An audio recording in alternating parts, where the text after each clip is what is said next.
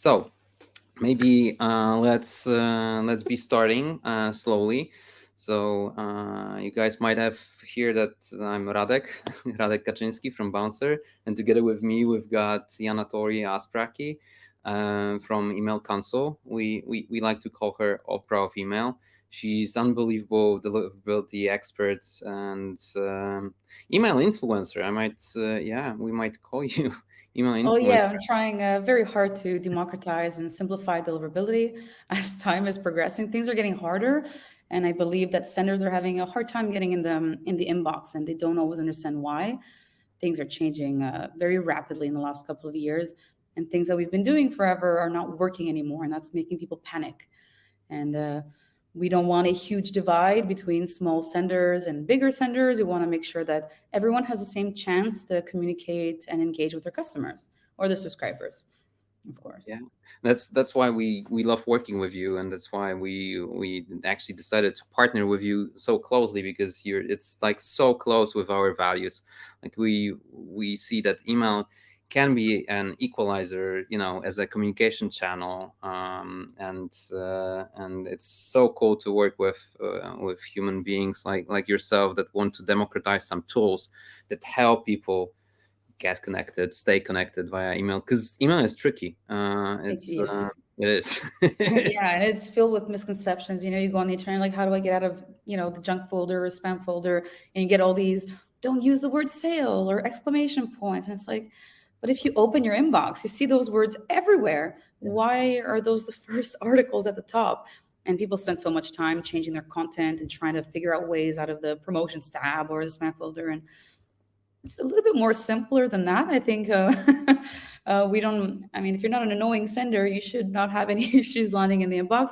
But there's a million things that can happen, and things are changing. Every ISP works differently.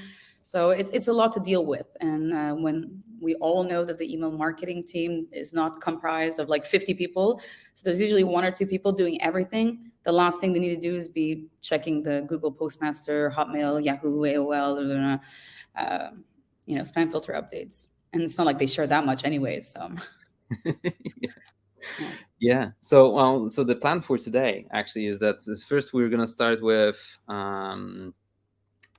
me telling you guys a little bit more about a platform that we came up with here at Bouncer, a deliverability result of love and respect. I know it sounds kind of pompous with big words, but we kind of like this way of talking about deliverability, and it's not gonna take too much time of yours, I promise. And then we're gonna jump into like pretty cool stuff. Yanatori will tell us about the importance of testing and monitoring stuff. She's gonna show us live how you can do the tests and monitor deliverability using the tools that we together provide.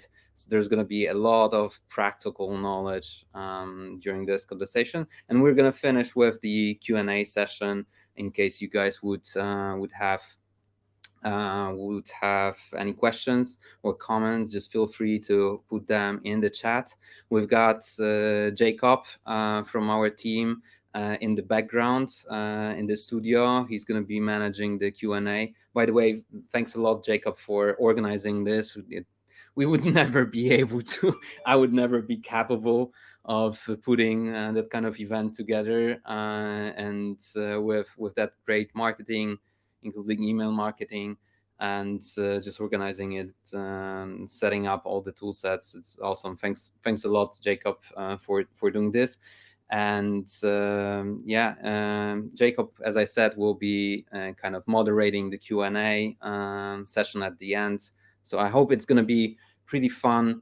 1 hour and 20-30 minutes or so together. So maybe let's start with this with the pompous stuff of mine, and then we're gonna move to Yanatori's practical one.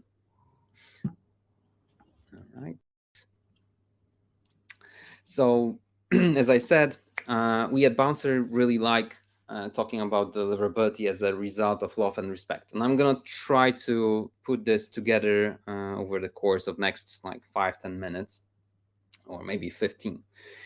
You might have heard that from us on many occasions, but again, it may sound cheap a bit, but we really believe in dialogue, like in different aspects. So with the bouncer, we decided that we just want to help humans get and stay connected via email.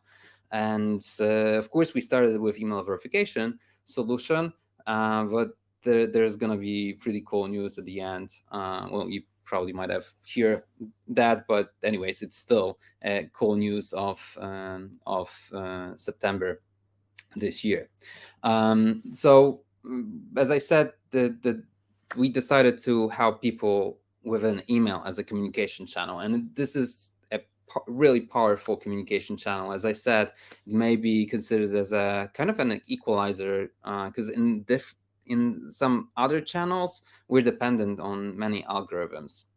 We start to be dependent also on some algorithms, especially anti-spam algorithms or categorization algorithms of email service providers in email. But I guess we have much more control over email than in other mediums and other channels.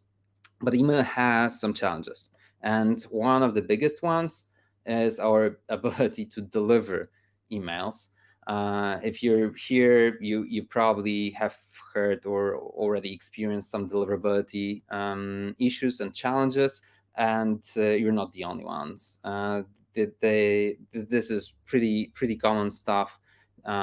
This is, as we said with Yana Tori, email becomes more and more complex, and there's so many factors, and like related with the message itself, and the practices around the email, but also infrastructure that influence deliverability. And as far as I'm a quick learner, I'm also quick forgetter. So for myself, it was always a little bit too complex to memorize, and I was just thinking whether there's could be found any patterns, so actually I can better understand deliverability, and then by that memorize it better. So I was thinking about that for quite some time, and it kind of came together that the respect is something that kind of could be put in the center of the whole deliverability aspect. And when talking about respect, with thinking about respect and love and respect towards human beings and not towards the resources that could be expressed in a material, so things, and behavior, so what we do in this whole domain. So for example, we could put respect towards infrastructure, both ours and the others, as a respect towards resources expressed in the material, but also email practices, so the stuff how we do email, and the respect towards human beings in the content and the form of the emails, and also the ways how we manage our recipients and our lists. And those two aspects, those two sides, kind of result in the reputation, the sender reputation on one side, and the resonance with our audience on the other side. Of course, those two affect each other as well, and I think that it all comes together in a center with the respect. So we could just very briefly go through first the right side of the picture and then left side of the picture. Let me elaborate a little bit more on this respect and maybe prove the point or this hypothesis. At least I hope I will be able to do so. So if it comes to reputation, well, we all know that it's like with the email reputation, it's like with any other types of reputation. It takes time to build it, and we need to consistently prove it and it's relatively easy to lose it. So we really need to take care and put some efforts in order to keep it, well, build it and then keep it on the high level. So if it comes to the respect towards infrastructure, we definitely need to care for our resources. So things like, well, just securing our infrastructure and by setting up the authentication, SPF, DKIM, and then DMARC is a really important aspect, because then we are securing our infrastructure from other like malicious agents who might try to impersonate us and be sending some spam or some phishing emails, kind of trying to impersonate us, so pretending that they are us. And it is important also for the deliverability aspect, because when we do have the authentication set up, so we do care for our resources, then the email service providers and anti-spam filters, they know a little bit more about us, so that they know that they can trust that actually it is us who are sending the email from our domain, from our mailbox. Now, the other part about the respecting the, well, showing the respect to resources into infrastructure is respecting our respecting other resources. So also including our email service provider. So maybe not the best way to just shoot out of the blue a ton of emails at the same time without any actually preparations before. And this goes also to the others. So if we would be sending ton of emails just unexpectedly, then the others, the world would not be actually able to prepare for that kind of volume. So it would utilize some of the resources that were not allocated to keep the volume. So it's so actually like warming up. Well, we call it warming up, but it's actually like consistent, natural, organic increase of the volumes is probably something that gives heads up to the surrounding, to the world that we're about to be sending more emails. And this is kind of connected with the respect towards resources reflected in our practices. So definitely, not exploiting our resources and not abusing other resources is a super important thing. So this part of keeping the volumes proper, having the authentication proper, it definitely affects our reputation. Then, if it comes to the part of the resonance with our audience, that of course is again affecting both reputation and then deliverability, then we've got in general the resonance. And it what I mean about resonance is that our messages are aligned with the needs of the recipients, and we deliver on promise, and we don't have the hidden intentions, and then it results with resonance. So of course a big part of it is of course, the type of messages or the content and the form that we are sending out. And maybe good practices is to remember that we are all humans, so it is a human to human communication, regardless if we are operating in the B2B or B2C space. We all are humans, so it would be it's cool to keep that in mind when sending out maybe to larger lists of the people. And also a very important thing is to maximize the value that we can add to someone else's life with sending the email. So it's good to have like kind of be doing a thoughtful process and trying to be empathetical to see if the message that we're about to send has the high probability it will be valuable to the recipient. Then, of course, respecting the time and energy of the recipients. We all are living quite busy lives, so it's good to well, also reflect on this part, and then prepare a very high quality of the content and the form, both for humans and machines. So if our messaging is clean and clear, when the form is clean and clear, when there's no dirty HTMLs or a message just constructed from a picture embedded in the message, then both humans will resonate much better, but also anti-spam filters that are there to protect people's time and energy will also see this as a potentially valuable message.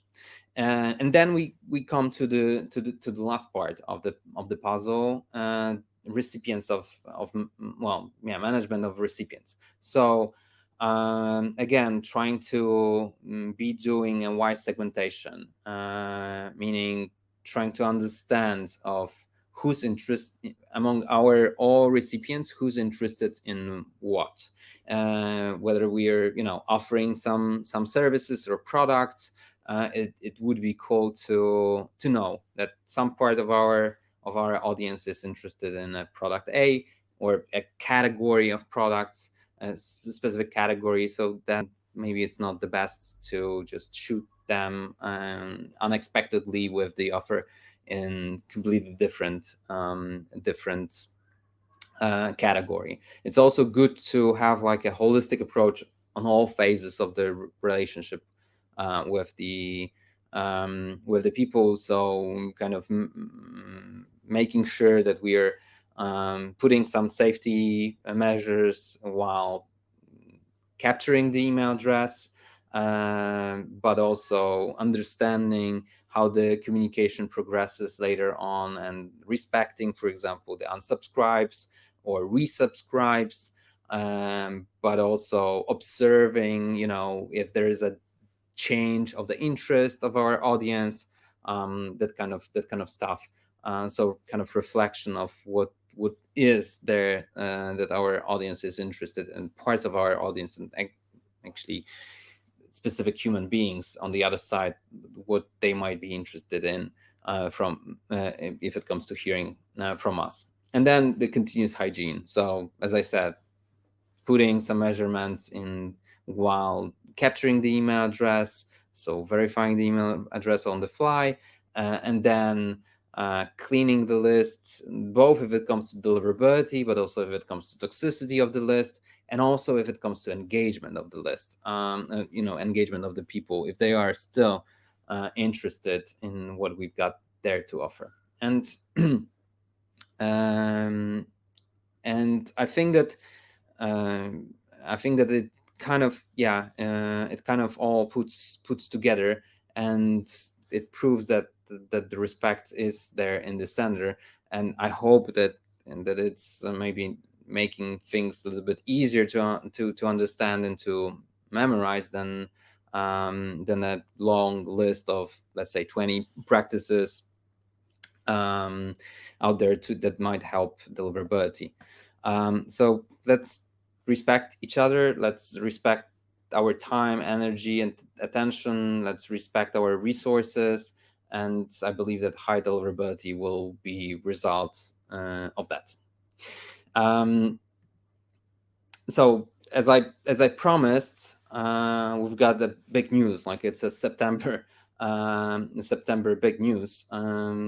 You might have already noticed that Bouncer is introducing a new stuff and new improvements, and one of them is actually a part of the deliverability aspects. So it's a big news that we're not email verification only anymore. We try to right now deliver something more. So we're starting to call ourselves as a provider of deliverability suite, and that's why the part of this big news is the deliverability kit that we're right now introducing. functionality that helps to test and monitor deliverability of yours. And it's powered by pretty sweet tech from Email Console, also supported by their great experience and expertise. And Jana Tori is representing Email Console. So without any further ado, let me stop sharing and pass the stage to our opera of email.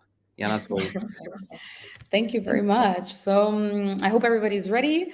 I will try to talk slower than I usually talk because I get very excited when I talk about email. And Radek, feel free to tell me to stop before before I just keep talking for 3 hours. So today I would like to start with the regular thing that we start with. What is the difference between delivery and deliverability? It is extremely important to understand the difference between the two because it will definitely affect how you're looking at your statistics, especially if you want to really understand how they're working. So when it comes to delivery, we're looking at how many emails have been sent out minus the emails that couldn't be received due to bounces, soft bounces, hard bounces, technical issues. We all remember what happened to Gmail last year. We sent out emails and one day, everything was not working. So that would be the delivery rate. ESPs, email marketing software providers, are able to tell you your delivery, how many emails is sent out and how many requests back of telling them, no, we weren't able to show the email in the recipient's inbox and weren't able to accept it. This can create some confusion because sometimes people can see that their marketing statistics are going down. And when they're looking inside their ESP, they see 98% delivery, 98% deliverability. And it's important to understand that it's just your sent list minus the bounces or any technical issues. Deliverability is not something ESPs can tell you. It's not something even I can tell you. I don't work at Google, Hotmail, Yahoo, AOL, Orange.fr, and all these other ISPs. I'm here as like an advocate lawyer that has some IT knowledge right in the middle that's able to communicate and facilitate any changes that you need to make. When it comes to deliverability, you might have great reputation with Google and a horrible one with Hotmail. You can have great one with Yahoo and just really not go very well with GMX in Germany. It's important to understand that deliverability kind of works like your credit score. I've used this analogy a lot, but people understand how credit scores work, even if they're not American or Canadians. Everything you do with your money, either you pay bills on time, ask for loans, late on payments, depending which one, cell phone bill versus your mortgage, your credit score will be affected. We all understand what good things are and what bad things are when it comes to money. And we still don't really understand the amount of points we're going to lose if I don't pay my cell phone bill this time, or if I'm always late with my cell phone bill. Does the money I make count? Is the money I have in loans important? We kind of understand the concept, but we don't necessarily understand exactly how it works with a minute detail. Same thing with deliverability. We know what Gmail wants. We know what Yahoo wants. We know what everybody wants. Some spam filters work differently, of course. So they're going to be looking at different things. Some red flags are going to be extremely important for one inbox. And for other ones, it's a red flag, but not enough to make a decision and block you outright. And of course, we have we have the fact that your lists are comprised of different amounts of each inbox. So you might have like a lot of Gmail, 50%, over 80%, and everybody else, you just, ping a little bit, just a couple of customers here and there all over the world. So if you're having some issues with one mailbox provider, it might be because the majority of your list is Gmail, for example, but you need to take into account that if one inbox doesn't like something, the other inboxes probably don't like it either, even if the red flag isn't as strong. And the worst thing about deliverability is that when you know that you're having inboxing issues, that people are not receiving emails, the worst thing is that we don't know who has received the email and who hasn't. Spam filters open emails. People have reported your email as spam. There's a million and one things that can happen.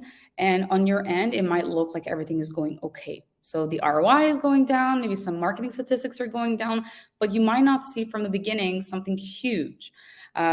Which is why, just like a credit score, you should go pay for Equifax and make sure that you're checking once in a while what's happening, so that when you go get your house loan, you don't get surprised and like, oh my God, it's going to take me 2 years to fix because I need to prove to the banks that I'm a good spender, that I know how to take a loan and pay it back on time, and so on. So with deliverability, the worst part is not knowing that you have an issue. If you start having issues, it didn't just appear one day randomly in most cases, unless there's a technical issue, you get, somebody spams your list or things like that. It does happen more often than not. But you don't know. So if you have a 30% open, we already know that open rates are not that precise, click rates are not that precise. They never really have been on a technological level.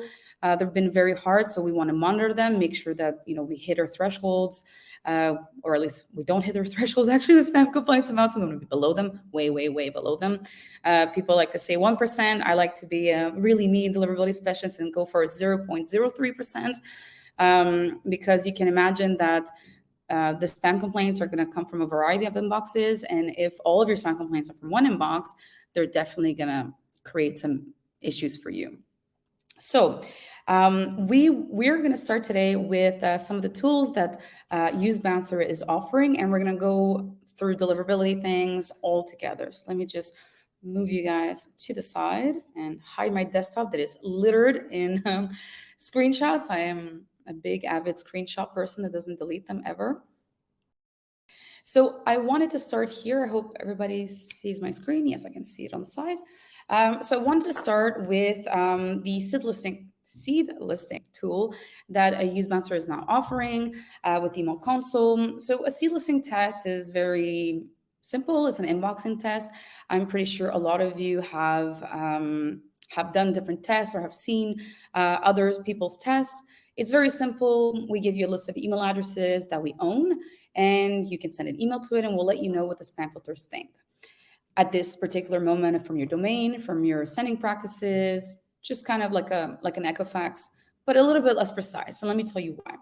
When it comes to seed listing tests, the inboxes that we own there's no human behind them. So these are like neutral mailbox providers. So they're going to be more likely to look like what would happen for new subscribers. If you have high engagement, people love your emails, and they're going to keep getting them. They engage with them. Gmail and Yahoo and everyone knows that you want to receive the email, so they're going to make sure that you get the emails. So when you send out to your list, one of the important things to do is to make sure that your content is engaging. As time progresses, I believe that the inboxes are becoming more and more like social media kind of vibe, because Gmail definitely knows that between me, my father, and my mother, we do not interact the same way in our inboxes. And when I help customers, I can easily tell this. My mom is very strict. She's the only person on the planet that inbox zero. I don't know how she does it, but she does. She reads it. She puts things in folders. She is very easy. It's very easy to tell what she wants to receive in her inbox and what she doesn't. On my end, I like to subscribe to everything. I'm not a very good subscriber. I think everything is interesting. And I usually sit down, I'm like, I'm going to read this. And I read all of your emails one shot and then ignore you for a couple of weeks or months. And then I start reading all of your emails again. I don't have the time to read all the emails day to day. So that's the kind of subscriber that I am. My father, on the other hand, I don't think he understands the difference between a real website and a fake one. He subscribes to everything. His inbox is littered with a lot of emails, and he never opens them. Ever. I don't think he knows how Gmail works other than subscribing to stuff. He just calls me and tells me, I saw an email. Can you tell me what it is? The man can read, but he'll still call me. So when I do tests with customers to see certain things, I like to put their emails in the list to see what's happening. And you can imagine that me and my father are more likely to get an email, even from bad senders, than my mother is. Of course, there's a million and one reasons why. Engagement is one thing. Of course, content, interest, your volume, what the inboxes think of you is always going to affect you. But when it comes to seed listing tests, we're looking for these neutral things. So of course, if you have like a medium reputation or things are not perfect, some red flags are popping up here and there, you will have some issues sometimes with new subscribers. Your currently engaged list will not have an issue, which is why we're always asking you to clean your list based on engagement. I don't want you to delete everybody off your list. I just want to make sure that you're sending the right messages to the right people. The inboxes, what they want, simply put, is to have happy customers. If you're a Gmail or a Yahoo user and you don't like the emails you're receiving, you're going to move away from Gmail. You're going to go to an inbox that's going to, filter out the bad emails and keep you interested in the ones that you want to receive, of course. So if they went too far out, you'd be annoyed that you're not getting emails. If they don't do it enough, you'd be annoyed that you're getting spammy emails. And let's all be honest, nobody wakes up in the morning excited to see those 66 new emails in their inbox. And we need to kind of be honest with ourselves and understand that most likely our subscribers love our shoes, love our mattresses, love our cars that we're selling, but they don't need a reminder every single day, and sometimes not even every week. And if we spend time more on catering to our audience is going to engage and bring us something back, we would spend less time on creating a multitude of content just to try to remind people we exist. And of course, less time worrying if deliverability is an issue. So how does a seed listing test work? It is extremely simple here. We're gonna name it. So my name is this. What we're going to do here is these are the mailbox providers that we offer. You can do different types of tests. So if you're an American customer, you might be more interested on the bigger mailbox providers out there, the Googles, the Yahoos, the Outlook, and so on. But it is interesting to see what mailbox providers you don't have a relationship with think of you. You might have a couple of, GMX in here, Yandex, and so on, but it's extremely important to understand that every spam filter is different. And if you add the weight of your different subscribers, are they all Google, are they all Yahoo? It's definitely going to help you make a better decision on how to make a test. So we'll use here a light version.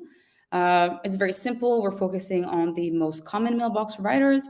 And of course, if you don't want any, you can just remove them and make a custom one. It's extremely easy, and the amount of credits that you have, it's based on the mailboxes you're going to be testing out. So we're going to try here 38 credits, and let's see from my inbox. I try to create some issues from the Yanatori mailbox because it's not a mailbox I use very often.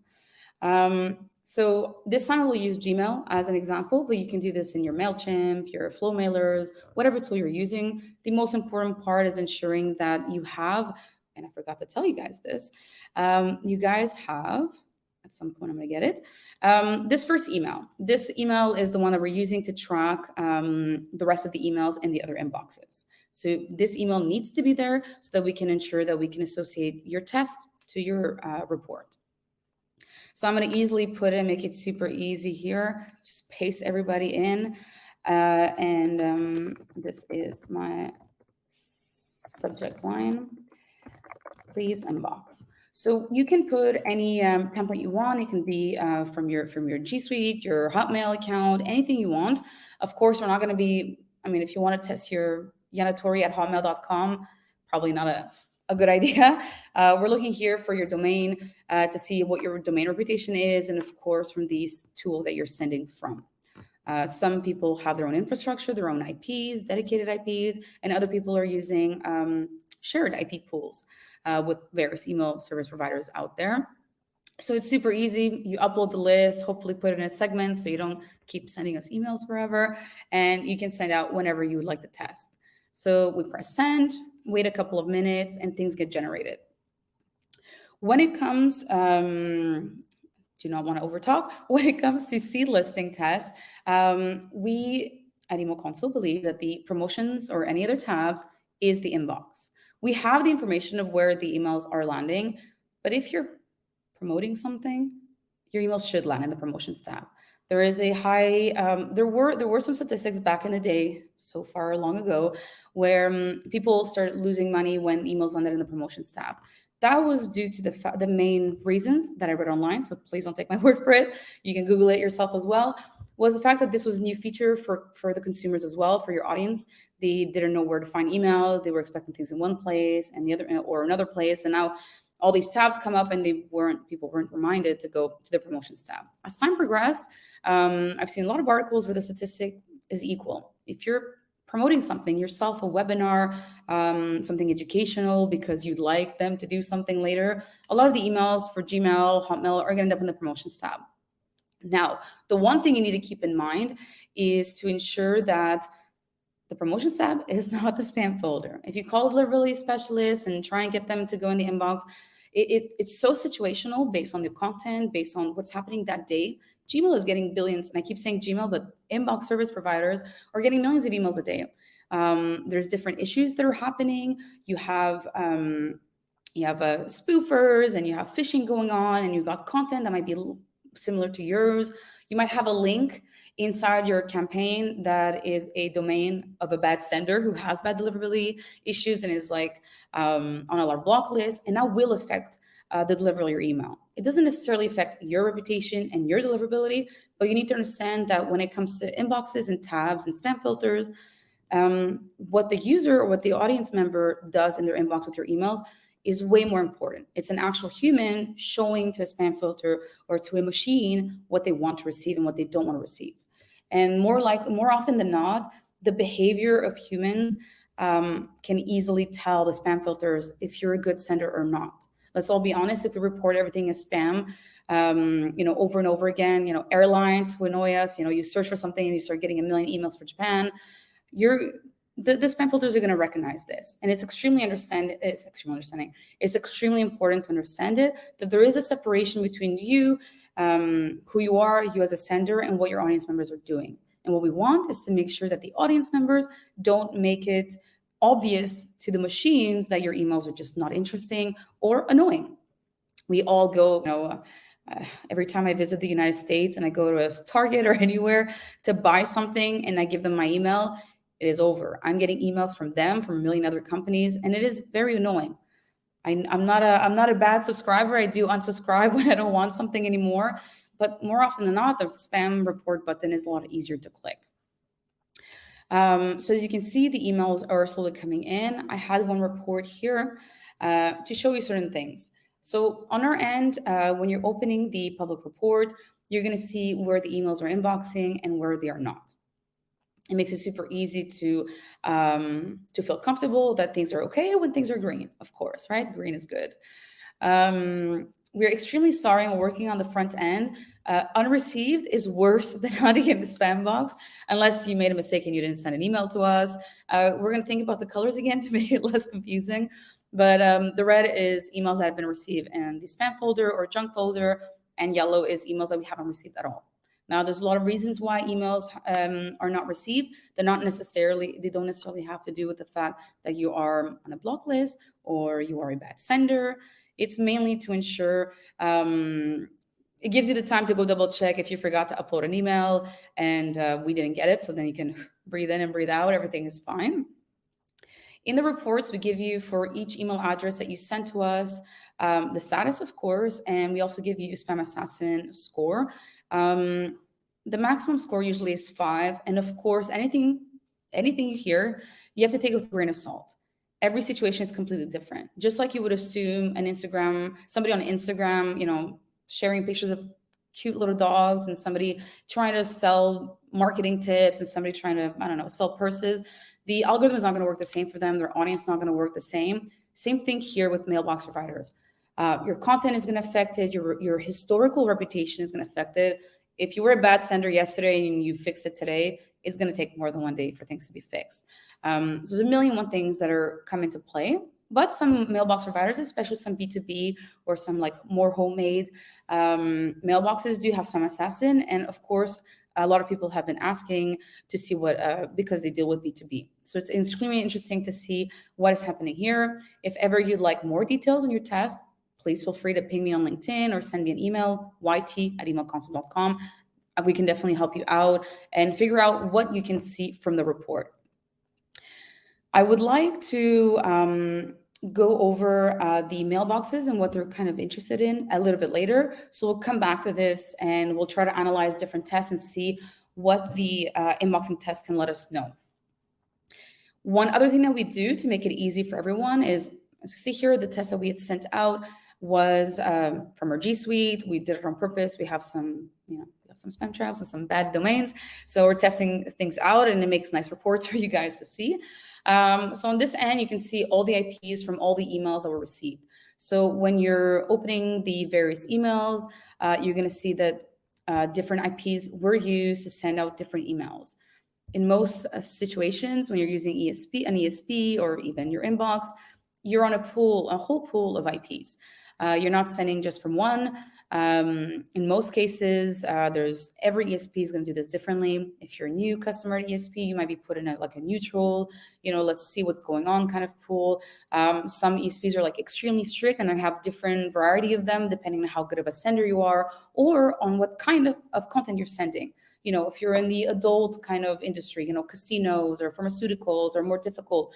Sometimes they like to combine them. Sometimes they like to spread them around. Every ESP is different. Even the ones that do their own infrastructure internally with an MTA like Halon or MailerQ, they're gonna have these different IP pools. Sometimes they even have dedicated ones for Microsoft, so they can deal with different Microsoft issues, because we all know how fun it is to deal with Microsoft. The other thing we're going to give you here is the RDNS of the IP. It is always important to have the domain point of the IP point of the domain. And of course, we're giving you the block list on which the IP is on. So what do you guys think the problem is here? It's very simple. The IPs are being used by senders that are either generating too many spam complaints or are known as spammers. This can be historically over time. Some senders we try to move around, trying to hide, and unfortunately, the spam filters are smarter and faster and better than they've ever been, and they will continue to exponentially become better. So this can show you different things. Now, of course, the block lists are not a black and white for most mailbox providers. We do have some of them that are very black and white. The moment you're on Spamhaus DBL, Microsoft is saying sayonara. They don't really want to receive any of your emails, and they're going to hard bounce until you're off Spamhaus. It's very important to be monitoring this, because the last thing you need is your metrics to go down and you scratching your head thinking maybe the subject line wasn't as interesting this time. We have the same thing here with the domains. We would like to give you the block list, extremely easy to do. And of course, the most important part of deliverability, or not the most important part, but the most important part to do before starting sending any kind of emails, is to have a valid SPF, a valid DKIM, and a valid DMARC. These are extremely important because they will allow you, and I will come back a little bit so I can change my screen and you guys don't have to see my mailbox and my desktop, sorry. So when it comes to SPF, DKIM, and DMARC, everybody who knows me knows I talk about it nonstop. I need to take a break from writing blog posts because I've run out of ways to talk about it. But SPF is extremely important because it tells the inboxes which tools are allowed to be sending out emails from you. So if you have, Cake Mail, and you got, MailChimp on the side, and you got some Active Campaign and G Suite and an invoicing system, all of those who are using your domain to send out, so on your behalf, need to be authenticated. This makes it easy for the mailbox providers to make the difference over time between emails that have actually been sent by you and emails that haven't. Now, of course, like any other security measure, security is always layers. The more layers you have, the better you're going to be. Nothing is perfect, unfortunately. Everything is, everything can go bad. You'd be very surprised how good people can be at spoofing. But at the end of the day, if you have an SPF record, it makes it easier for inboxes to recognize which mailbox providers should be sending, email marketing software providers should be sending your emails. Now, DKIM, on the other hand, proves that you're the owner of the domain. So I have yanatori.com, emailconsole.com. I buy domains every time I have a new idea. Some of them are authenticated and some are not, because I send with some. It's really bad practice. As a deliverability specialist, all my domains should be protected, even if I use them to send or not. And as you can see, deliverability authentication has been around for quite a long time. And if a deliverability specialist hasn't done it all for every domain I buy every other day, you can imagine how many businesses on the planet are not doing it still. And the other worst part, unfortunately, is that a lot of inbox service providers are not necessarily looking at it either. They might take it as a suggestion. We all know that Microsoft started showing DMARC reports again last year. I believe, might be wrong, that is because Europa made an announcement that in the next 3 to 5 years, they would like inbox service providers of Europe to have to look at SPF and DKIM. So of course, Microsoft, let's go Microsoft. They're doing it now. And it's really interesting because Microsoft has a lot of spoofing coming and phishing coming from Microsoft, going to Microsoft using all of your domains. So if you have any questions or you're stressed or it sounds like really complicated, don't worry about it. Hit me up on LinkedIn. I'm the founder of Let's Authenticate the World. I do it for free. I don't sell anything. The purpose is to make a safer internet and a safer place in the inbox for people. So if you have a lot of questions, I will definitely help you out. There's nothing to worry about there. It's a bunch of copy paste, and as long as you know what tools you're using to send emails out from, which is the hardest part when you ask a business, like, cool, what are the tools you're doing to send out? MailChimp. What else? It's G Suite, Hotmail. Like, what are you using? That's the hardest part. The rest, you just copy paste a lot of things together and combine the SPF record. Now, DMARC, on the other hand, is the one that is a little bit stressful for everybody. Not the copy paste part, because there's a lot of calculators out there that will give you the record. It is mainly being scared of blocking your own email. So DMARC is like the bouncer, but not the bouncer, the bouncer at a club that is going to check your ID and make sure you're allowed to come in. And you're able to tell that bouncer at the door which emails you'd like to accept. So you can say if the SPF is okay, you can let it in. If only the DKIM is okay, you can let it in. Both have to be okay, or maybe 50% of emails that have it, who don't have it can inbox, and so on. So you can create all these rules. But I think that if you start with a policy of none, you can at least start getting the reports. So you're going to get a bunch of weird emails from various inbox providers that offer DMARC. And it looks really, really weird. But if you go online and you write on Google DMARC Humanizer, there's a wonderful tool where you can grab the zip file, upload it in the system. I think it's DMARC Advisor that does this, but it's called DMARC Humanizer, and it will give you the report and open it and show it to you in a graph where it makes more sense, because it's an XML file and it looks like a bunch of code and it looks like it's for like the coolest IT guy on the planet. But if you upload it there, or if you took the time to read it, you would realize that it's not that difficult to understand. Of course, it can be quite a tedious job if you are, hitting DMARC is reporting that the emails are not authenticated. But most of the time, if everything is good, you're just going to get a bunch of, yes, I definitely will. Definitely will give you guys a link about that. And it's going to make it just a lot more simpler for you to monitor. And you can once a week, you can just download all the zip files, upload them all, and look at the report. It'll give you a nice idea of what is happening.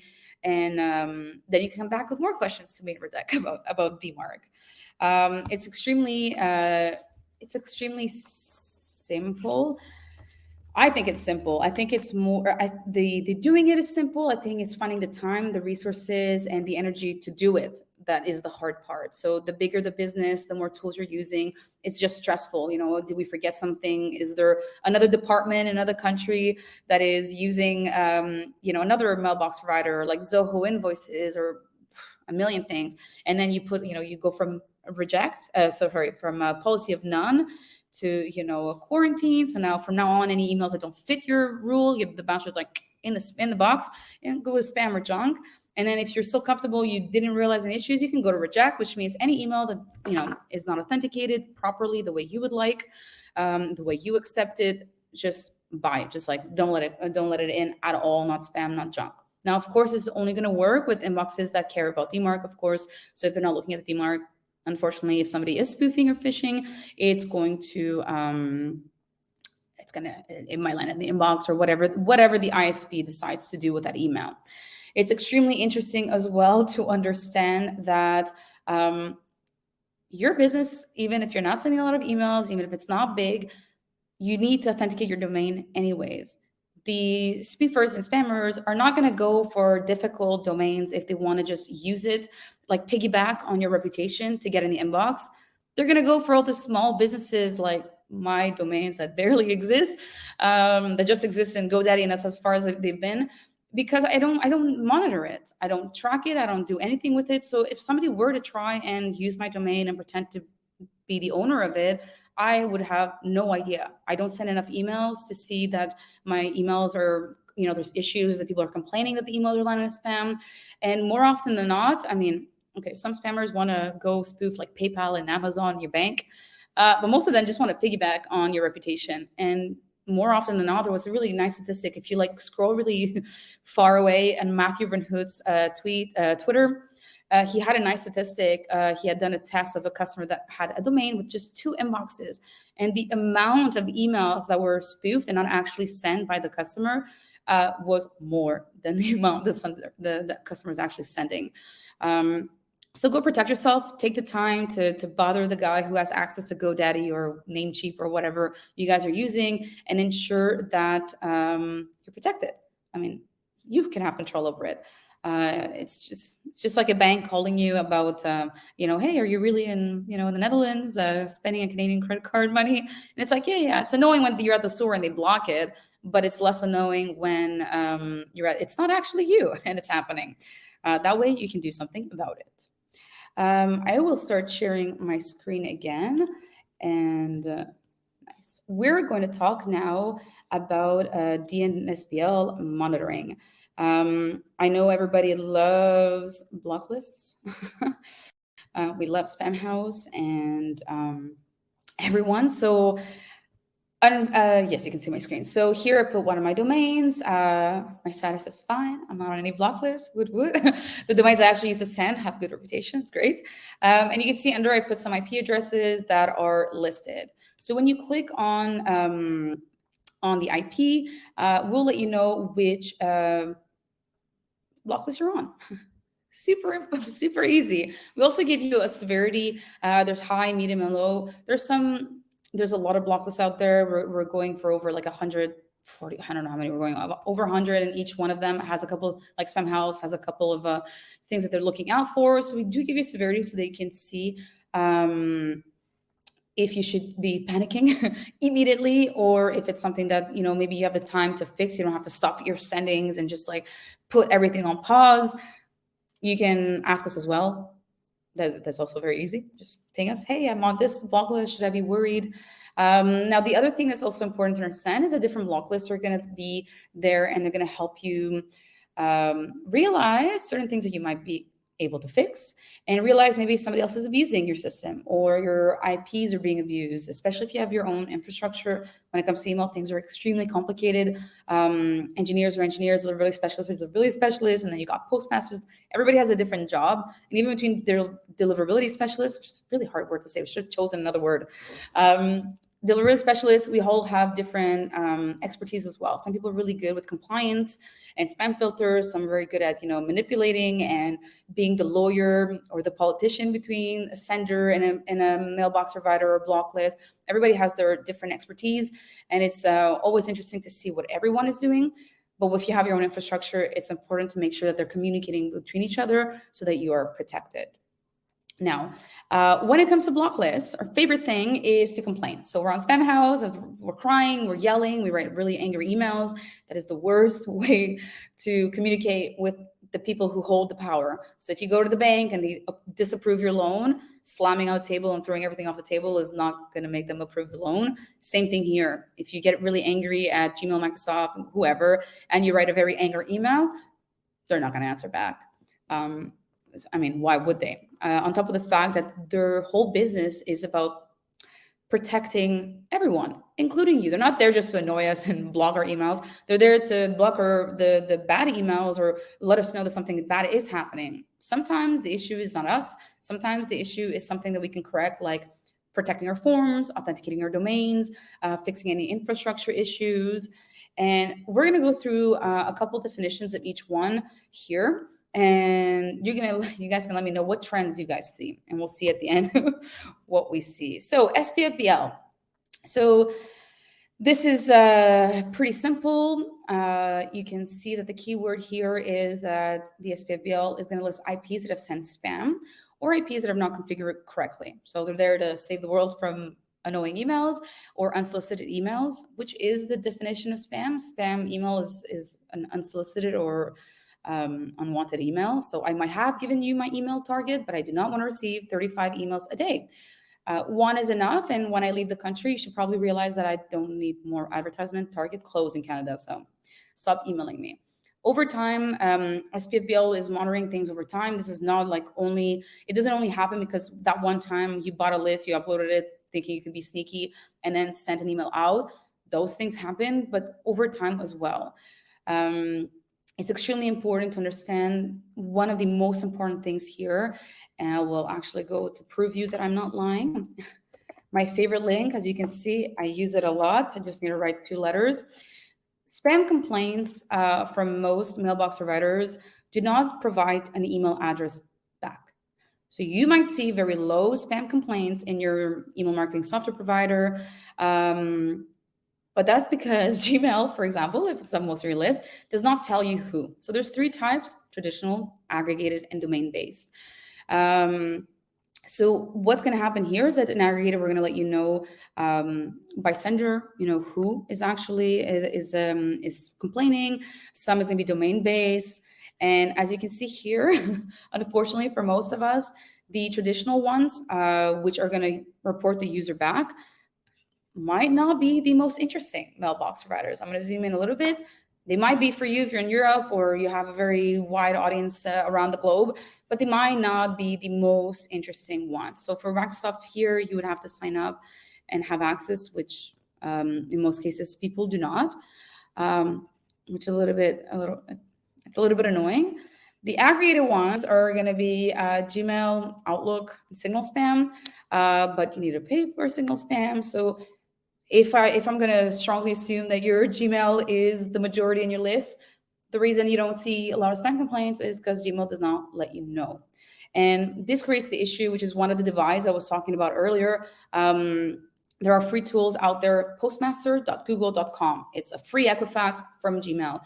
You put your domains, your subdomains in there, copy paste one entry in your DNS, and it will let you know after a couple of days what your reputation is of today.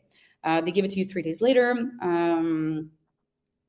and they will give you the spam report in terms of a percentage. So you might see 0.1, you won't know who, but you'll know the percentage of the Gmail people, G Suite, Gmail, who has received an email and reported you as spam.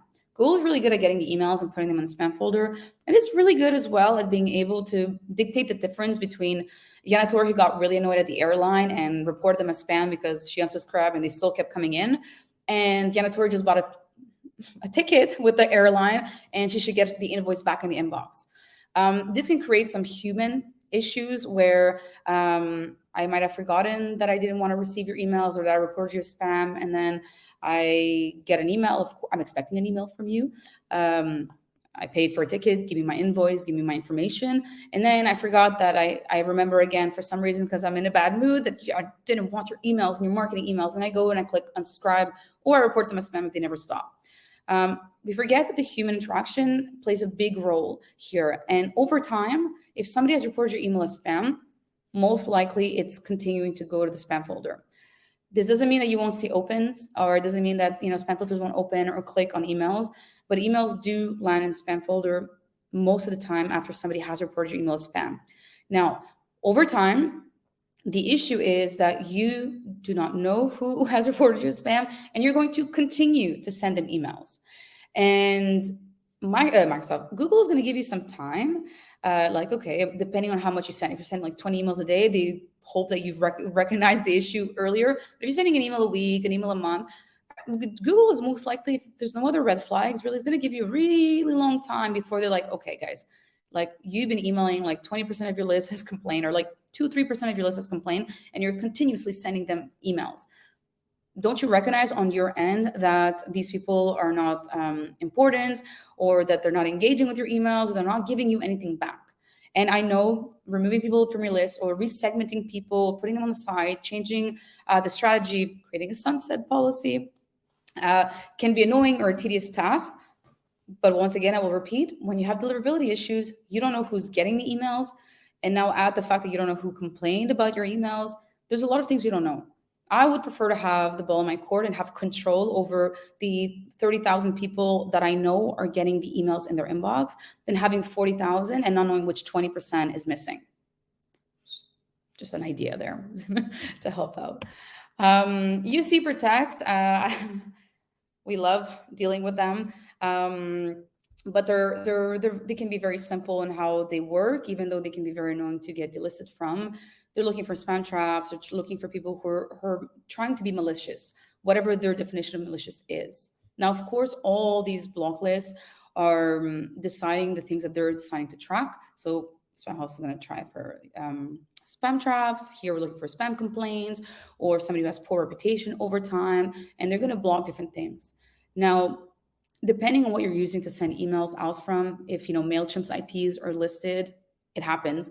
Bad senders are trying to abuse all the tools. Radek told you about it a little bit earlier. ESPs are no different. People try to use the good reputation of the IPs and the senders that are using MailChimp and so on to be able to have a higher chance of inboxing with their new domains and their bot lists and the things that they're doing is spoofed and so on. When it comes to Sorbs, again, you can see the trend. They're going to list people that are suspected of sending or relaying spam. Of course, they're going to, if your system has been hacked or hijacked or, there's Trojan infestations, they're going to let you know. So they're going to try and block the emails to make sure that you don't hurt yourself. If you're sending out legitimate emails and there's something happening in the back, we wouldn't want your audience members who trust you and recognize the emails to be creating issues for themselves. So it's more of a preemptive protection, but yes, it can be annoying and stressful when these things pop up. The simplest thing is to communicate with them simply. If you know what you're doing and it's bad, you're going to have to change it before you communicate with any of the block lists. You can't just buy a list or upload a list from like 10 years ago and then complain that it's a problem today. You're going to have to do anything you have to fix. But if you definitely don't know what things are happening, send them an email, say, hey, I'm no deliverability specialist, or I don't know too much about it, but I see that our domain or IP is listed. Is there anything you can help me with? They can let you know that it was a specific campaign, which can lead you to an investigative game of playing, Detective Clouseau and trying to figure out who is actually the issue. Is it you? Is it something more external? Are you being spoofed? I had a client at some point that was, they had a lot of domains and their domains are being spoofed from within Microsoft, but Microsoft is blocking them anyways because the emails were spam, but they were using the customer's domains. And it was just a really weird conversation to be like, okay, but Microsoft, you're the one allowing this to happen, but you're blocking the legitimate emails. These ones are demarc reject. And those ones have no authentication. How can you not make the difference? So it can be annoying to have this conversation sometimes with the block list, the ISPs, but you need to have it anyway so that you can understand what you need to do and realize what you need to shut down. Extremely important. So here there's a little bit more strict. They're gonna, they have a block list that's gonna reject all the emails from an entire range. If you have your own infrastructure or SendGrid is being abused, bye-bye. There's gonna be some issues. Now we need to realize that the different inboxes are not listening to all the block lists. Inboxes can decide to just listen to their data, spam filter data, what's happening with the engagement. Some of them are going to look at iCloud. If you ever have B2B and you'd like to know how you're doing, sending a seed listing test to iCloud is interesting because iCloud has proof point. And most B2B, not most, but many B2B businesses have proof point in the back protecting them. So if you're not doing very well with iCloud, you might not be doing very well with the B2B businesses. So Spamhaus SBL is the favorite one. I think Spamhaus is the one that everybody knows. But this one's very simple. Once again, the trend is that Spamhaus is going to stop anybody who's involved in sending, hosting unsolicited bulk email, which is spam. The word spam has appeared a lot. I hope you guys recognize that this is time to go look at our list. And I'm not even talking about use bouncer here and cleaning your list on a technical level. I'm talking about making sure that you do have a real relationship with your customers and your audience members, and you're not lying to yourself, or else you're in for a bad ride in the next couple of years because people are cracking down a bit. And by people, I mean inboxes and humans. We are all annoyed at what we're getting with inboxes. We want things that are more and more and more and more catered to us. And I understand that on the marketing side, we cannot have a one-on-one email with everyone, but we need to be a little bit honest and think maybe if I sell mattresses and somebody's bought one, I don't need to sell another one. Server spam, same thing here, trying to protect you or stop you from sending spam. The one thing you guys need to be aware of is that if different block lists are going to do different things. So some are going to block domain, so the root domain. Some are going to block the A record of your domain because you're moving around or you have a couple of domains in the same place. So it's important to also be monitoring the A record of your domain. A lot of times people don't, they look at the domain name, no block list, and then when they take the A record of the domain, like, so this can be your sending practices, this can be how you're hosting things, it can be a million and one things, but it does give you an avenue to go investigate.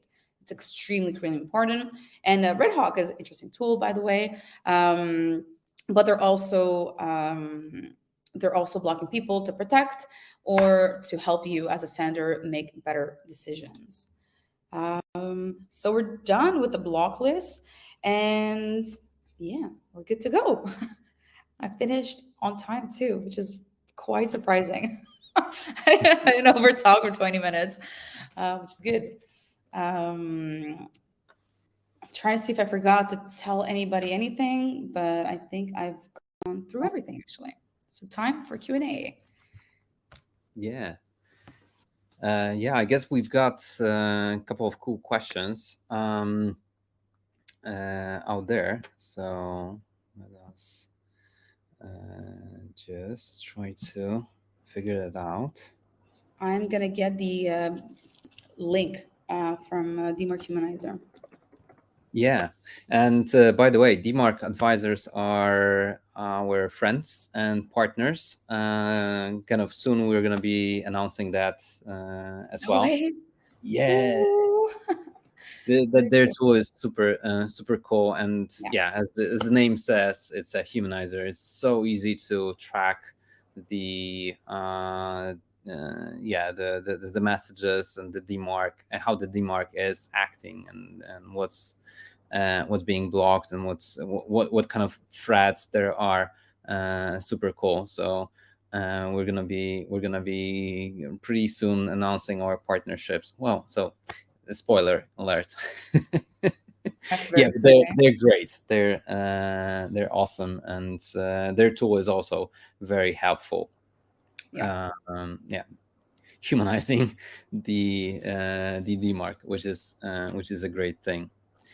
All right. So Nika asked, isn't sending a bunch of emails at the same exact time bad idea, or it doesn't matter in this case? And as I remember well, Nika asked this question when you were sending the emails to the seed test. Yes. It might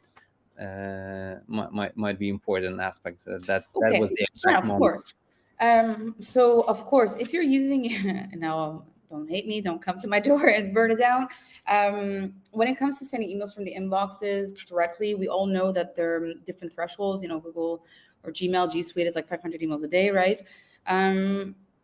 Humans, no secretary that types a billion words a second is ever going to send up to 500 emails a day. The use case of where you would be sending so many emails is very minute. So I understand that a lot of senders out there are using their mailboxes to do some cold emailing, to communicate with new customers that they have maybe met at events or so on. But it's definitely not the best way. One, Gmail knows you're sending it. They know way more than they should. So when you're using MailChimp, for example, you're sending emails to Gmail, Hotmail, Yahoo, each one of them knows what it's receiving.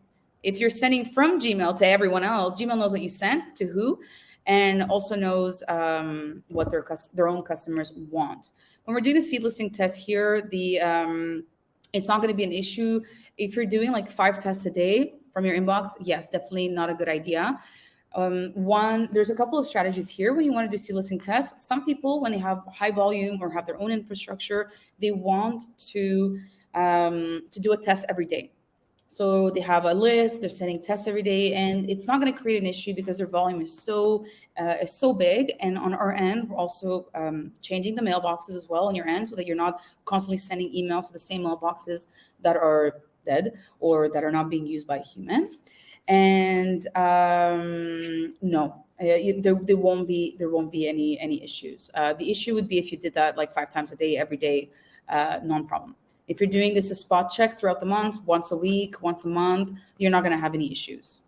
Yeah, and it's anyways that kind of volume of a couple of dozens of emails is enough. Yeah, it's not that high of a volume. Exactly. Unless you do the full check and you do it as Jan Tori said, very often, a couple of days, a couple times a day, from the infrastructure, from the domain, that actually you're sending just 1 or 2 emails a month. So then that kind of, huge difference of the volumes, it might affect the deliverability. But other than that, the seed test is a safe tool.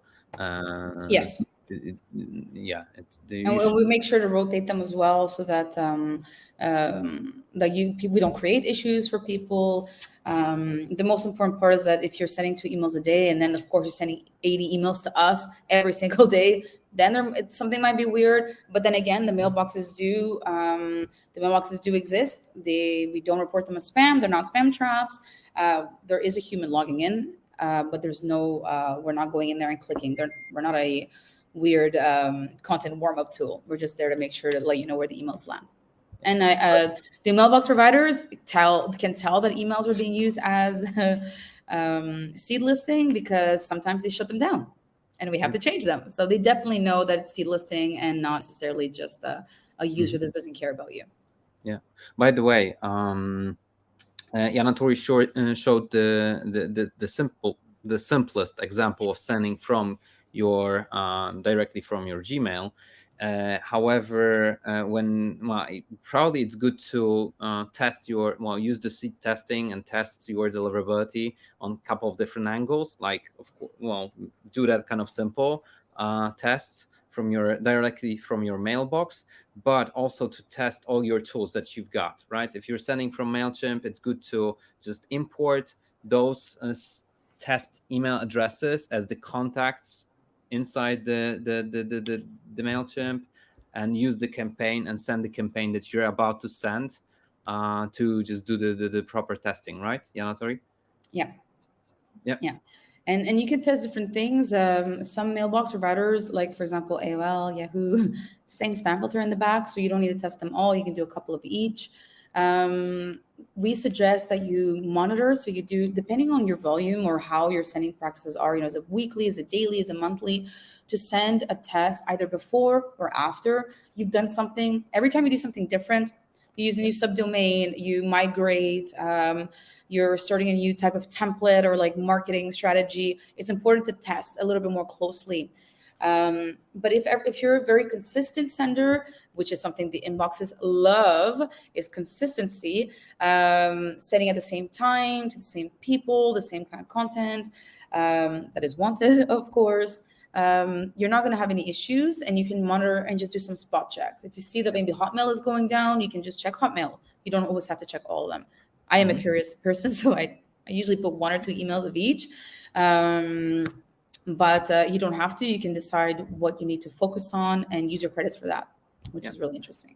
It's we've seen pretty cool power of the seed testing, the deliverability inboxing tests by email console, triggered from Bouncer. A couple of cool examples when you're playing around with the messaging as well. So we recommend to do the end-to-end testing of the real message that you're about to send, the real copy from the tool that you're using to send, or tools that you're using to send.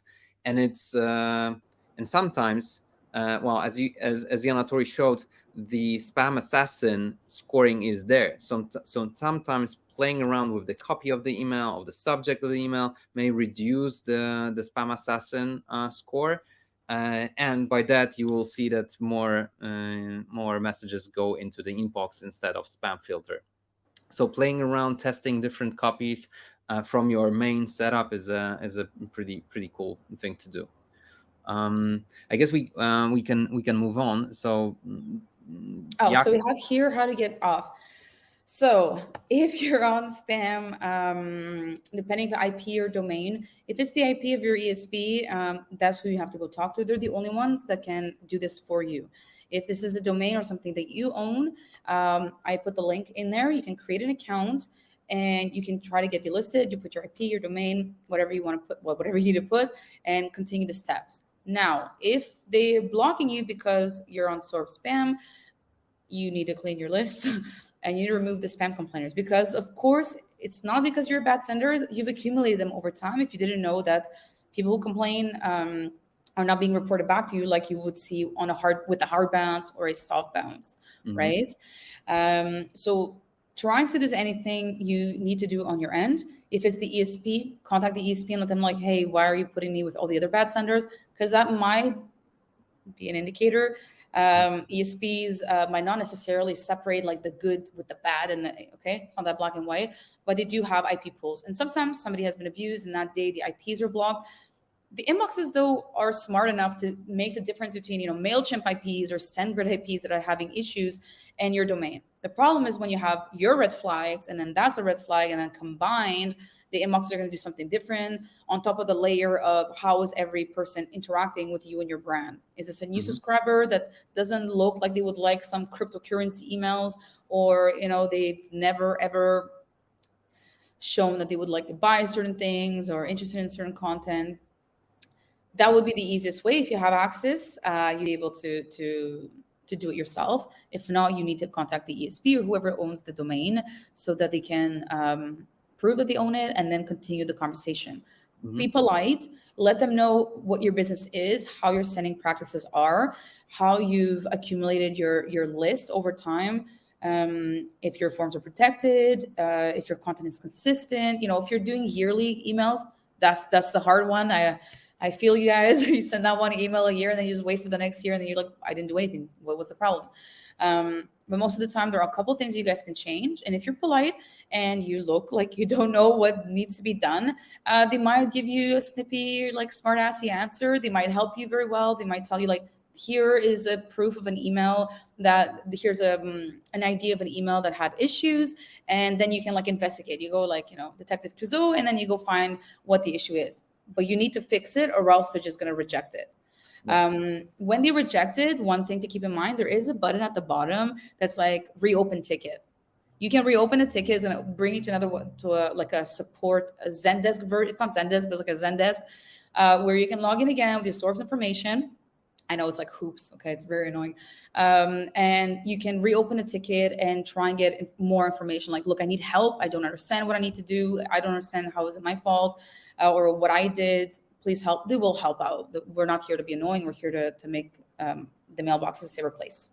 Yeah, if I can add something, well, the pretty cool thing about email console, and also, well, by that block list monitoring inside Bouncer, is that under each of the block lists, you've got a link to their website, kind of describing, so meaning block lists website describing of what should you do in order to get your domain be delisted or IP be delisted.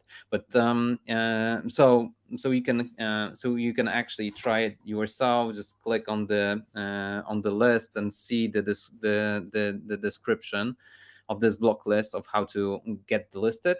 Or you can contact the experts from Email Console, and they will be happy to help you to get delisted.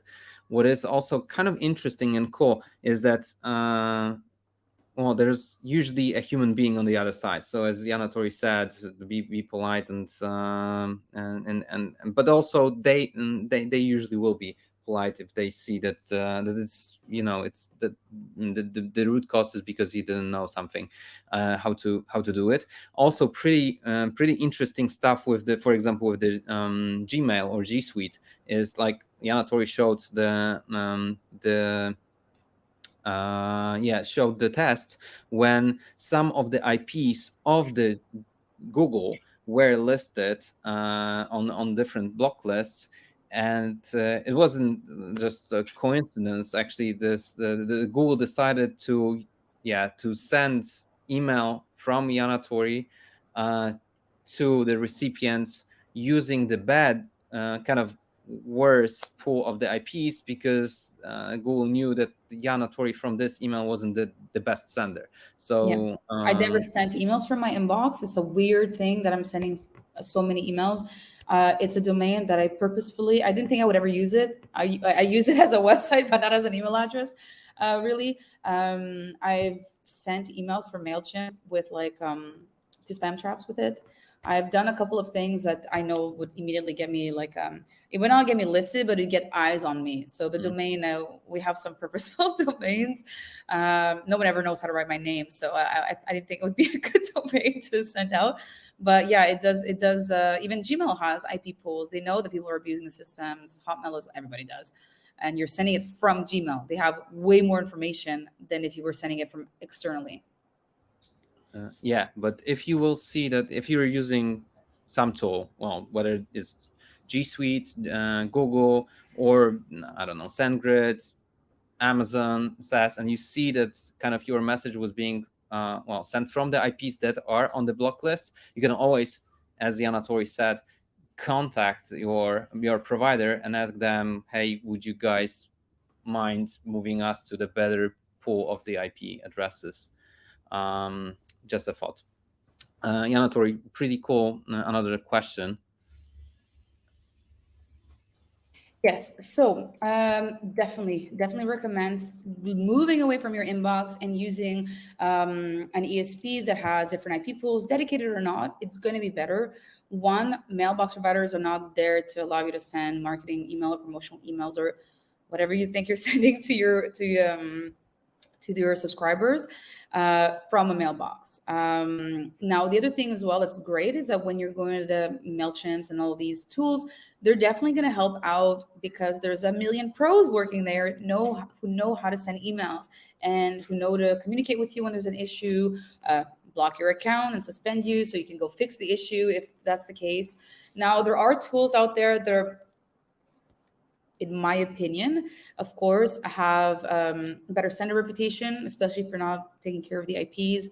I know that some ESPs don't allow you to authenticate properly. There's a whole discussion about that even I sometimes goes over my head as well. The way that people are authenticating with SPF or the DKIM key, everybody has the same one. It shouldn't be the same one. Million and one things, but they do allow you to authenticate. They allow you to manage your list. They do have more information than you would in terms of spam reports. Some mailbox providers will only give the information to bigger ESPs. Not the information we would love to have, but more information makes it easier for them as well to monitor and maintain the IPs. And of course, you're going to be flooded with a bunch of good senders because these ESPs are taking care of their infrastructure. They're firing bad senders. They're getting rid of people who are abusing the systems. So all the people that stay have to be good senders. Now, there's from great to good, but they're going to be there to help you as well. And the IPs have a reputation of sending emails, a multitude of emails. Your inbox is not created to do that. It shouldn't be used. If there's a way for you to move out of that, there's a bunch of tools. If you're using newsletters, Beehive is a cool new kid on the blog. Their business is growing. They allow you to authenticate. They allow you to do a lot of things. There's a lot of tools out there. They're going to help you maintain your templates. And the most important part, maintain your list, because your lists are the biggest snitch. I've been using that for the last couple of presentations. It's true. As we saw with the block list, what are they looking for? They're looking for spam traps, for spam complaints. No one was like, I'm looking for special words in your content. They're looking at the interactions that you have with your customers, and they know who's a real person and who's a fake person. And spam traps are real inboxes. There's just no one subscribing to your email with that is going to receive emails. And I know people that have their own spam chat networks, and sometimes they get interested and they go look at the emails that they're receiving on their spam traps. So they're also kind of opening emails and clicking on top of the spam filters and so on. Your lists are the biggest indicator. And if you get listed, the first thing you need to do is like, okay, we crack our knuckles and we're like, time to clean some lists, create some segments, target, reduce volume, to give you the time to figure out where the issue came from. Sometimes your forms are being abused. You never know. Sometimes somebody uploaded a list that they shouldn't have, or changed the status by mistake of a subscriber in your list. When you're using a ESP, it's going to help you make sure that you minimize those errors, and always have one list in your account, not multiple ones. Different lists have different unsubscribe links in most cases. So if somebody unsubscribes from one list, they're still subscribed in the other one. So if they unsubscribe and then you start sending emails to the other list because, you segmented by, men and women or whatever your business is, that's where the spam complaints might be coming from, because the unsubscribed and the lists are not communicating to each other. A lot easier, a lot better to tag and to maintain one master list. than to have multiple different ones that have different subscribe, different preference centers, and different kind of things happening. You're not sending to every segment all the time. So really good information to know about. Okay, so we saw the question from earlier from the seed listing.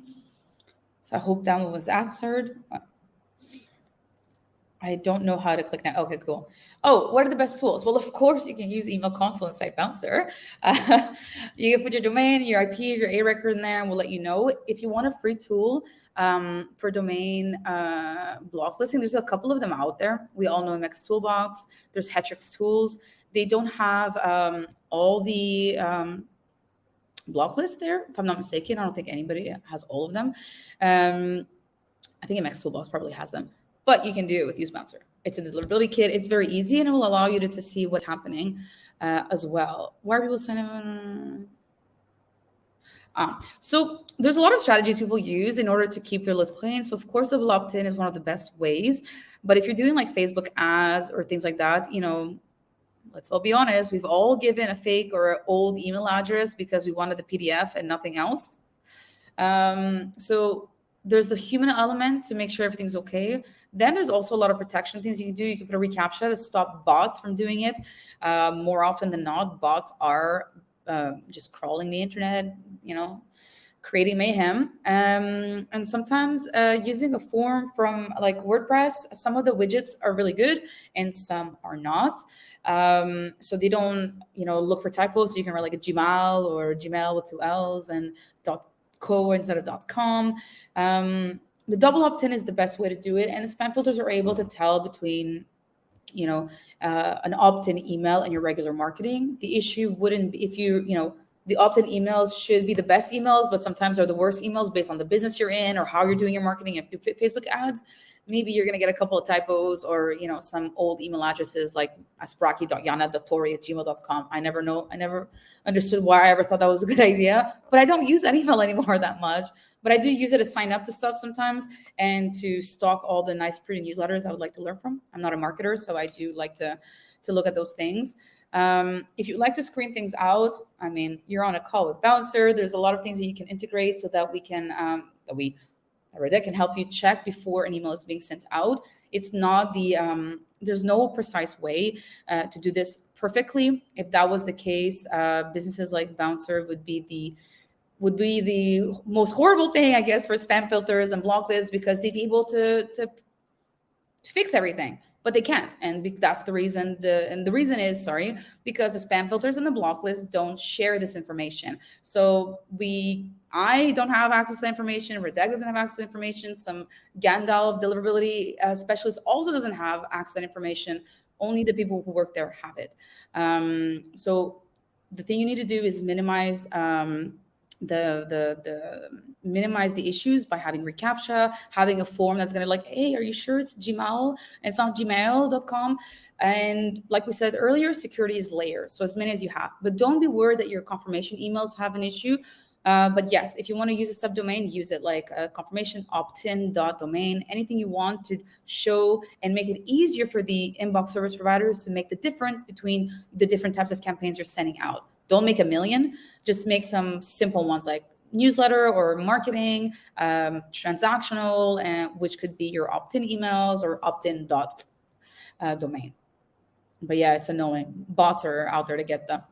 And a lot of people are actually getting they're being asked for ransom. We're going to not stop the bot until you, and it's reCAPTCHA. We're done. But a lot of people are scared. reCAPTCHA is really easy to do. And most forums have them. Most CSPs have those on their forums and their own protections. They'll stop the bad emails from coming in at some point. Oh, I know. I wrote in the message here. They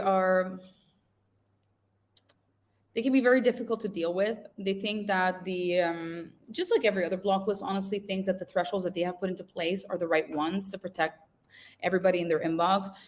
The only problem I would have with UC Protect is the language they use. They're very direct, and I don't understand how they expect senders to become better senders the way they're talking to them. But if you have your whole entire subnet, depending on which one you're on, of course, some of them it's the hosting provider needs to go do it for you. It's not you necessarily. If not, I would double check your list again, because they are looking at spam complaints, they're looking at spam traps. I would make sure to take care of everything that is like that you have control over, which is what you're sending and who you're sending it from, to. Sorry, and get some help and get them to do the communication for you. When you're at level 2 and 3, it's a little bit out of your hands. So if I'm using AWS and it gets listed, I cannot do anything, even though I own the domain. It's good to go to AWS, and they'll help you, or they'll give you a new range to not have an issue at all. Another thing that's interesting to do with domains and IPs, which I didn't say today, was if you buy an IP range, it's always interesting to see. It's not super precise, but like the sender score, or to check the current reputation of the IPs, because maybe the previous people were spammers and you just bought them recently in the last couple of months, and they were on UC Protect, and UC Protect still thinks that you're the old sender or the old owner. So that might be an avenue to look at as well. I didn't say that in the chat, so there you go. How do spam traps end up on a list? Usually. Yeah. Would you like to answer, Radek? No, go for it. Usually, it's people who have bought lists. There is no list that has ever been bought, passed through 27 list cleaners, and doesn't have spam traps in it. It's just how it works. The spam trap network's job is to hide emails everywhere. They will not go sign up to your emails. That's not. They're going to put them, hidden in back of web pages, so that web crawlers are going to grab them. But there's also people who can recognize some spam traps. Sometimes you recognize them. I've been working a really long time, and if you dedupe and compare some lists, you can realize that there's some emails that are constantly there when there's a spam trap issue. So over time, but there's like millions created every day, so you're never going to catch up. But they're going to end up on your list if you're not protecting your forms. If there's a way for me to loop around and get my email on your list, I can. But there's also two other types, which is the spam traps that are based on email addresses that used to exist but don't anymore, or they're not being used anymore. So we all know that in high school we created a Gmail, most likely a Hotmail account that we never ever logged into ever again. Hotmail knows that I haven't subscribed to anything because I have never logged into anything ever again. So even though I'm not necessarily a spam trap, that really weird email I did when I was a kid is probably being used as a sensor for Microsoft to make the difference between senders who are buying lists. So the chances that I signed up to something are very low, so they're going to penalize you that way. Everybody has their own spam trap network, so like Spam House has their own. We have got some friends that have their own. Mailbox Provider have their own internal ones, which are mailboxes that they know no one is using. And sometimes I sell the extra domains I have to friends that own spam trap networks. And the way they work usually is that there's a catch-all. So you can write at janitori.com, and I'm going to get it. That's what a catch-all address were. That's how it works. And then the spam trap networks analyze who the sender is and say, you're sending emails to somebody who's never subscribed to you. But they do check the dates as well. So it takes time for these things to happen. But if you haven't done a good list scrubbing in a long time based on engagement and ROI or whatever your metrics are, you will have an issue. One thing maybe that I wanted to add about the spam traps is Yes. maybe one or two things. And we're running, actually we're already past the time we were supposed to finish, but the questions are super cool. Yana Tori, do you mind staying around? Oh yeah, no, I can. I told you I can talk.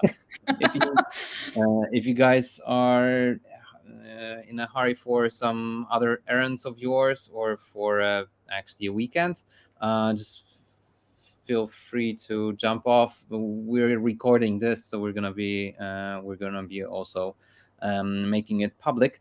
But to the question about the spam traps, so as Yana Tori said, for example, you had a super well. Actually, there are some situations when you may have the spam trap on your list, even though you haven't purchased it. And it may be, for example, you've been running your business for decades, and you've got a list that you built 10 years ago, but you haven't been using it, let's say for some reasons, or you haven't been really into the email because someone convinced you that email is dead and you moved to social media, and right now you're about to come back to the email, and you do have a list that you built like 10 years ago, there may be some email addresses of the people who are not, as Yanatori said, are not using their emails and email addresses anymore, and the email service provider Yahoo or AOL or other folks have turned this email address to a spam trap, or after suspension of the email address they turned it to spam trap, or as Yanatori said, they are using it to indicate that there's something weird happening. But also that there may be a situation when just someone doesn't like you, right? And they so they act as a malicious agent and they just plant a spam trap on your list. But also if you've been trying to automate stuff and did some, let's say, scraping of part of the internet, of the publicly known information, you've been your developers, your IT guys have created a script to go through a couple of pages of your potential customers, and the robot was just scraping the websites. It may happen that there have been planted, hidden for the human eye, some email addresses that are there to act as spam traps. And on the note of the spam traps, we at Bouncer believe that the spam traps are in general a good thing to the email ecosystem. So we're not, so that's why, like, contrary to some of our friends, competitors, we're not telling you which email addresses are spam traps during our verification process. So we're not exposing the spam traps to the public space. However, we have partnered with a pretty cool company which is called Blackbox as well. So inside Bouncer, you can do a toxicity check. And toxicity check, depending on the level of the toxicity of email addresses, you may assume that some are email addresses of, for example, privacy litigators or potential or known spam traps. So you may get some hints that maybe not necessarily this is exactly a spam trap, but it may be a toxic email address for you.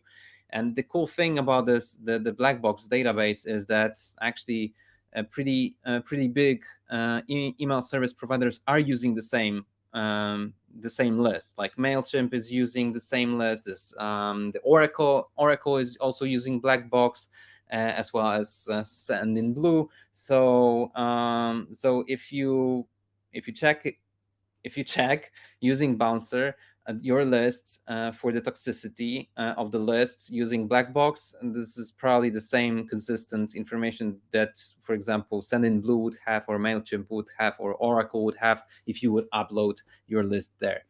Just a hint. Okay. Oh, I'll ask the question before. So no, unfortunately, AWS is not going to give you new IPs. I mean, you can buy new IPs, but Spamhaus and the inboxes are way smarter than that. If you're on Spamhaus, if it's an infrastructure issue, you need to fix it. If you buy new IPs, it's not going to change anything. And if you are sending to spam traps, you're just going to get the new IPs listed. You're going to have to remove, if you're on Spamhaus DBL, you're going to have to remove the spam traps, which means just a list scrubbing. Just remove the people who haven't opened any emails in the last 6 months or the last 3 months, depending on how you're sending, and send an email to Spamhaus. They will return back to you and let you know. I promise you, Spamhaus is not as mean as they seem. They're definitely there to help out. And if you're polite and or if you get a help from a deliverability specialist to send an email and be like, look, they hired me, they're trying to, or they hired me, they're to be kind of like the lawyer in between, and also to let you know, maybe most likely it's your list. Spamhaus, if you go to check.spamhaus.org and you put your domain or your IP, they'll let you know what the issues are. Go through that checklist. If you don't see any issues there, write them a message. And if they don't reply back to you, send me a message on LinkedIn and we'll figure it out together. Spamhaus is usually very polite, and AWS will not help, unfortunately. So you're saying that an ESP will never just recycle shared pages for you to get off the list? No. No, unless you're giving them, I mean, let's all be honest, you're giving them a lot of money every month, they will put you, but if you don't fix the issue, you're just going to bring the issue with you. If it's a DBL, so it's a spam trap issue, if you go and send from another IP, you're still sending that spam trap. So they're going to know, and they're going to relist it again. And definitely need to get off the spam house, because Microsoft, all of Microsoft, so business Microsoft, Hotmail, blah, blah, blah, is hard bouncing your emails, I imagine. If you're in a shared, if it's shared, yes, yeah, but so ESPs will put bad senders together. So or bad senders or senders that might affect other customers, so that you guys affect each other. Sometimes there's a surge. It's like something that happens 1 day, 2 days, until they get resolved, figure out who the customer is and get it off. But if this is constantly happening, yeah, definitely contact your ESP and them. Like, hey, what the hell? I'm sending emails, my Microsoft are bouncing. I'm paying you to deliver my emails. Why are you not helping me out? Definitely should be something to do. But if you own the AWS IPs, and it's not only you, like if you own the IPs and it's only you or your business sending, then there's something you need to do. Mm-hmm. And it also depends on the ESP, right? There are some have dedicated, ESP, some yeah, exactly. Yeah, so contact them. Don't be angry. They're there to help you. It's like going to the doctor, really angry, you broke an arm. Just they're gonna help you out, and you can pretend to be like, oh, I don't know, and make them talk. The more they talk, the more information you get, because all of these people are not allowed to give you information, like block lists and spam trap networks. The whole point is that you don't know how it works. If you knew how it works, you'd reverse engineer, right? So, but making them talk is always great, because they give you hints that are very clear on what the issue is. Hopefully it's just an infrastructure issue that they can fix. Things happen. But yes, if you're on spam house, Microsoft's going to be very unhappy. So I sent the link inside the chat, but you communicate with Sorbs. You have to sign up and you make an account, put the IP. They'll let you know some information of when it was last listed. You can tell if it was you or somebody else, because sometimes you'll see like the last, like you're listed and the last listing was like 3 years ago, and you're like, what? And you can let them know, and then you can reopen the ticket. If ever no one human talks to you and they just close the ticket, you can reopen the ticket. It's just a tiny little line at the bottom. They have like 3 lines, and like one of them is reopen the ticket. You relog in again to the new system, and you can get the information back and start conversations. Conversation is the best. The block list and everyone were annoying, but we want you to become a better sender. So if you're polite and you're not panicking, you can panic a little bit. Just don't show it too much. Everyone's going to help you out, and don't try to be sneaky. They have all the data. Like, be honest and explain your business. There's some certain times I've seen people put the thresholds have been put up. You're in like an adult industry, for example, you're more likely to have spam complaints, not because your lists are not clean or things like that. Sometimes it's just a human behavior, right? You're doing stuff and it's like, oh no, I didn't do this. Report everything as spam. The mailboxes can make the difference between somebody who's like maliciously clicking on spam and so on. So just be honest with yourself. It's going to help, and you're never going to have to hire anybody to save you from the spam box. And oh yes, of course. And if you're using the Deliverability Bouncer kit, always feel free to send us your support questions. You can send them directly to me at yt@emailconsole.com, ping me on LinkedIn, or to support@emailconsole, and we're gonna get right back to you. So we can help you understand your reports or understand if there's something wrong. We can always help you set it up. Yeah, and that's actually the whole idea behind the Deliverability kit. Inside Bouncer. So essentially, you guys might have seen it. We just let you to initiate the test that will be run by Email Console, so by the experts with the awesome tech. We'll show you the report and we'll give you plenty of insights. But if you need any help of understanding the reports or acting on the information that you got, just feel free to contact. It's the best to contact Email Console directly, because they're the experts. We're here learning from the experts inside Bouncer, and we're trying to surround ourselves with the experts. Of course, you can ask a question on our chat, but most likely, if it's more complex deliverability issue, we'll redirect you to Yana Tori directly, or her folks. So that's the whole idea of Bouncer. Well, we are not going to be pretending we're the experts. We're just gonna give the credit to the creators of the technology and to the real experts, and we will redirect you to the best out there. That's the whole idea, right? Yeah. Yeah. I'd like to thank everyone for staying so far after the end of the call. I hope you guys found it interesting and had a ton of useful information. You guys can go investigate now and become great deliverability detectives, because it's important, right? All the marketing in the world isn't going to help us if no one sees the email. So make sure everything is going well and that you have control over it, so that your competitors and other senders don't take your place in the inbox. You deserve to be in the inbox. Let's make sure it lands there. Awesome. Yeah, as Jana Tori said, thank you so much for being here. It's been amazing questions. Actually, this part was the coolest one. Well, not that your part of the presentation was not the cool. Really no worries. good. No, it was good questions too. Sometimes they're more like, can I use the word sale or exclamation point? The questions are really on point, talking about block lists, talking about, using ESPs versus mailboxes. Great question, guys. It was nice. If you have any more, or, wake up in the middle of the night with a new one, send it our way. We'll answer. Yeah, we definitely will. Awesome. Well, thank you so much, guys. Thank you, Jana Tori. It's been a pleasure of having you here, and it's so cool to be partnering with you. We're very happy to be partners with you guys as well. So proud. It's it's very fun. Hope you guys let us know how it is if you tried the deliverability kit, to let us know your ideas. We're constantly working on making it easier and more informative for everyone out there. So anything you need that we can do, please let us know. We're here to build something great together. Yeah, definitely. Big time. Thank you so much, Jana Tori. Thank you all. And I'm pressing the red button of ending this event, unfortunately. Have a great weekend, guys. Bye. Have a good one.